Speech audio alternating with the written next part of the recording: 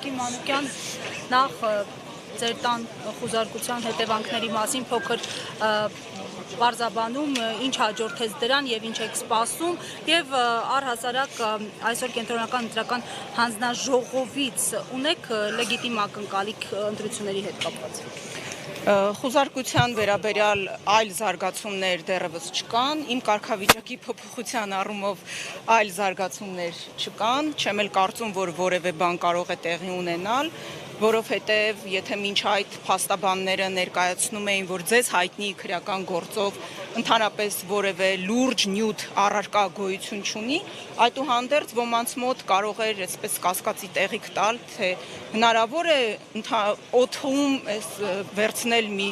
փուչ գործ եւ այդպիսի լուրջ մեղադրանքով մարդուն կալանավորել, խոսքը Մայր Հայաստան կուսակցության նախագահ Անդրանիկ Թևանյանի մասին է։ Այս պահին ես կարող եմ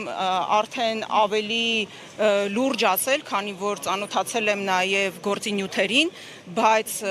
նախաքննության գաղտնիք չհրապարակելու մասին ստորագրություն եմ տվել, ուղղակի կարող եմ ասել, որ եղանակի տեսությունը իր մեջ ավելի շատ բովանդակություն է պարունակում, քան Նիկոլ Փաշինյանի հրահանգով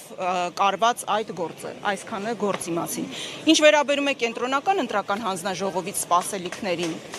ապա կենտրոնական ընտրական հանձնաժողովից ընդամենը մեկ ակնկալիք կա։ Ես ակնկալում եմ, որ կենտրոնական ընտրական հանձնաժողովը ձայնագողությամբ չի զբաղվի եւ մեզանից հայրենիք գողացածները չեն գողանա նաեւ Հայաստանի Հանրապետության քաղաքացիների քվեն, որովհետեւ հայրենիքի գողը կարող է նաև դառնալ ձայնագող։ Մենք այսօր այստեղ ենք, որպեսզի կանխենք նրանց այդ հանցագործ նպատակը,